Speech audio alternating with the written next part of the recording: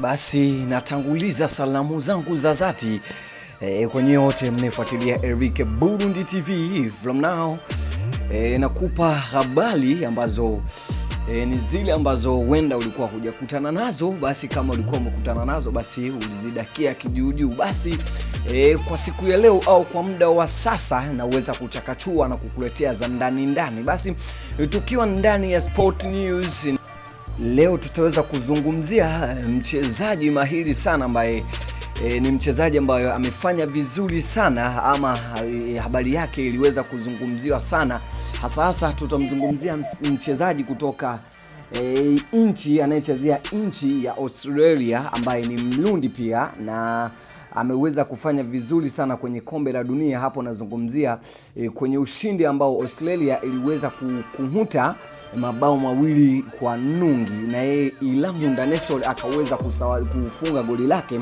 Basi kwa muda huu tutaweza kumfahamu Nestor Irahunda ni nani na anachezea timu gani, mpaka tutaweza kujua kiundani amezungukia kwenye timu gani na timu gani paka nao anachezea timu gani. Basi ningekusihi ubonyeze subscribe kama ulikuwa hujabonyeza subscribe, ili uzidi kupata ma-update tofauti kutoka ndani ya Eric Burundi TV, ambao ni TV ambayo inaweza inakufahamisha ama inakujulisha habari tofauti, basi na zile ambazo ulikuwa haujui ukaweza kuzifahamu. Basi kwa muda wa leo nakwambia bonyeza subscribe. Basi kipindi hiki kisha type kwenye comment tuweze kujua wewe mwenzangu umeweza kupokeaje hiki kipindi. Basi twende moja kwa moja. Moja ya chombo cha habari cha kimataifa hapa nazungumzia BBC News Swahili imeweza kuchapisha historia ama imeweza kuchapisha moja ya habari ambayo inamzungumzia Irahunda Nestor. Irahunda Nestor anaweza kuwa ameweka historia katika soka, ama tuzungumze katika nchi ya Australia, akiwa ni mchezaji mdogo sana wa miaka 20 kuweza kufunga bao ama kuweza kufunga goli ndani ya kombe la dunia. Hapo nazungumzia mchezaji kutoka Australia ambao ana umri mdogo ambao ameweza kufunga goli. Mpaka sasa hivi hakuna aliyompindua ndani ya nchi hiyo, ukilinganisha na miaka yake na uwezo ambao anao kwenye soka la mpira. Na siku hiyo aliweza kufunga goli.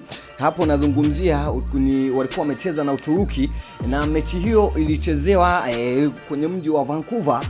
Basi tunaweza kuzungumzia kiundani Nestor Irahunda ametokea nchi gani mpaka nchi gani. Basi moja kwa moja watu wengi huwa wanajiuliza, hasa kutoka kwenye comments ya chombo cha habari hiki ambacho kiliposti. Basi Watanzania waliweza kusema kwamba baadhi ya Watanzania waweza comment wakizungumza kwamba Watanzania wao wanatizama kuwa huenda kuna vipaji ambavyo vinakuja kwenye wakimbizi lakini hawavipi thamani, lakini kwa mzungu huwa anateki ile time, basi anateki ile fursa anaondoka nayo. Basi wengineo wakazungumza kwamba hapana, Watanzania waache kusema kwamba Irahunda ni Mtanzania, bali Irahunda ni Mrundi, ukitizama hata jina lake ni la Kirundi. Basi moja kwa moja Irahunda